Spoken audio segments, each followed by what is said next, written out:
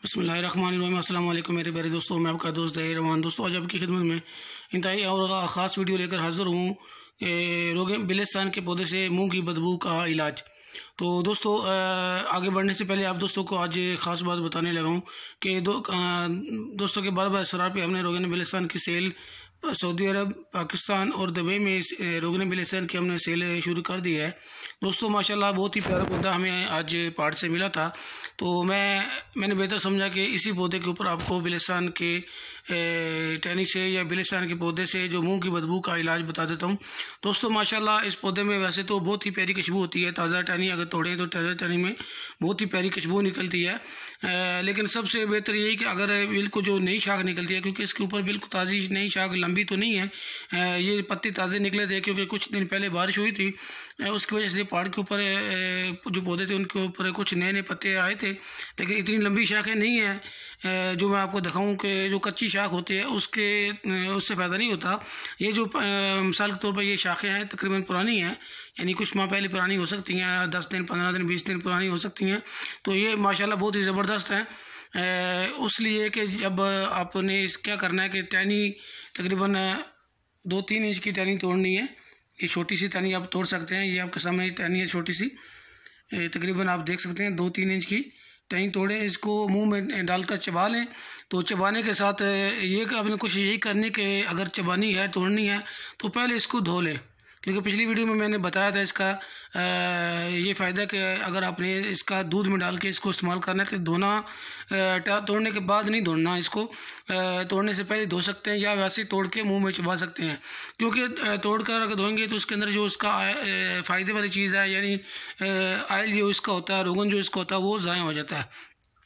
तो दोस्तों करना क्या है कि टहनी तोड़ कर मुँह में चबानी है। मुंह में अगर चबा के उसका जो पानी होता है, जो रस होता है, वो अपने पी लेना है, चूस लेना है, ताकि उसका फ़ायदा आपके जिस्म में चला जाए।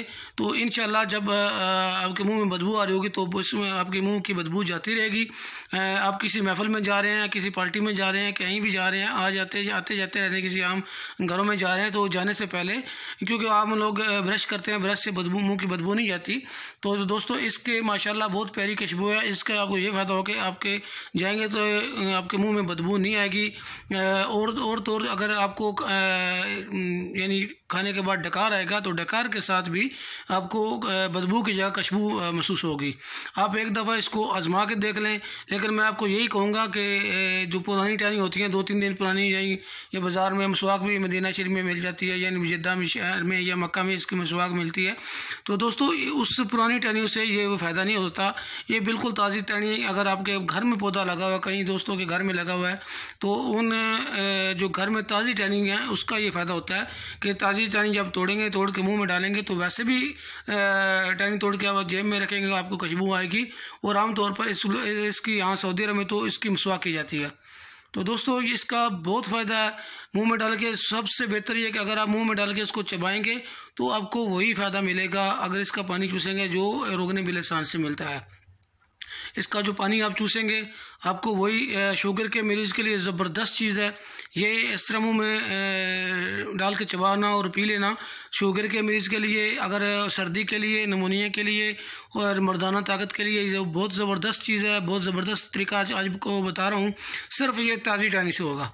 यानी एक कुछ होता है कि लोगों के पास पुरानी टहनी पड़ी होती हैं, जैसे बाज़ार में या मदीना शरीफ में या सऊदी अरब में कहीं भी किसी इलाके में इसकी टहनियाँ या मसवाक के तौर पर अक्सर बिकती हैं। आमतौर पर ये मस्जिद के बाहर लोग बेचते हैं। तो जो ताज़ी होगी उसका तो फ़ायदा है, लेकिन जो पुरानी हो जाती है तकरीबन 3-4 दिन 2 दिन या ख़ास तौर पर 2 दिन तो पुरानी होती है, क्योंकि एक दिन तोड़ने में उन लोगों को लग जाता है जो बेचने वाले हैं। दूसरे तीसरे दिन वो लेकर मार्केट में जाती हैं, बेचते हैं। क्योंकि ये माशाल्लाह बहुत ही ख़ास पौधा होता है कि इसको जितना जल्दी इसकी टहनियाँ सूखती नहीं है, इसलिए वो आम तौर पर लोग इसकी मसवाक बेचते हैं।